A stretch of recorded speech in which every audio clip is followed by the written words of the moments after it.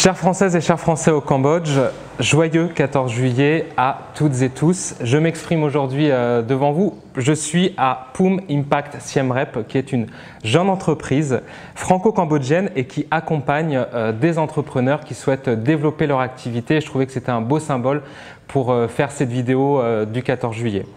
Vous le savez, les sujets d'actualité sont nombreux. Nous avons notamment le discours du président de la République qu'il a prononcé il y a quelques heures et l'impact que cela peut avoir sur les Français de l'étranger. Au niveau du pass sanitaire, je crois qu'il y a quelque chose qui est extrêmement important, c'est que la France reconnaisse une bonne fois pour toutes un pass sanitaire pour l'ensemble des Français de l'étranger. C'est-à-dire que si nous nous faisons vacciner au Cambodge, il est normal que cette vaccination pratiquée au Cambodge puisse être reconnue en France. C'est en tout cas ce que nous allons demander avec plusieurs élus du monde entier dans les prochaines heures directement au président de la République. Pourquoi? Parce que d'un côté, la France ne peut pas dire aux Français de l'étranger « allez-y, faites-vous vacciner » par des solutions locales et dans le même temps dire tout simplement « ah ben non, mais si jamais vous rentrez en France, cette vaccination ne sera pas reconnue ».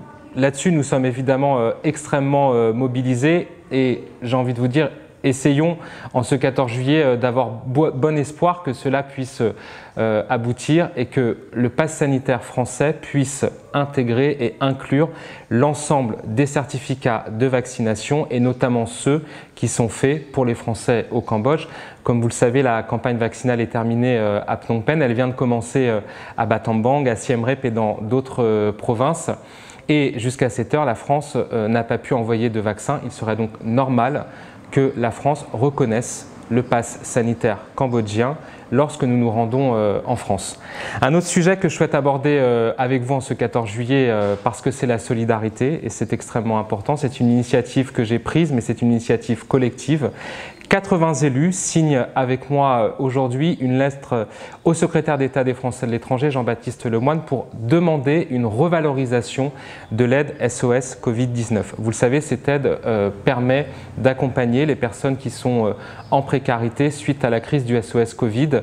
Nous envoyons cette lettre aujourd'hui au ministre et nous avons bon espoir que notre demande puisse aboutir puisque sur un budget global de 50 millions d'euros, seuls 12 millions d'euros ont été prévisionnés pour être dépensés à la fin de l'année. Ce que demandent donc les 80 élus qui signent ce courrier, c'est de faire en sorte que nous puissions atteindre à la fin de l'année une dépense de 50 millions d'euros. Voici un peu les sujets d'actualité, mais je pense qu'on a aussi tous besoin d'un peu de légèreté. C'est le 14 juillet. Je crois que ce soir, vous allez probablement fêter cela avec vos amis, avec vos familles. Vous savez, des initiatives ont été entreprises à la fois par la Chambre de commerce, par l'ambassade de France pour lister l'ensemble des restaurateurs qui souhaitent organiser quelque chose. Mais vous souhaiterez peut-être tout simplement faire le 14 juillet chez vous auprès de vos proches. Ou d'ailleurs, certains d'entre vous sont déjà en France. N'hésitez pas non plus à m'écrire et à faire des retours d'expérience sur votre séjour en France pour savoir comment se passe cette adaptation du pass sanitaire.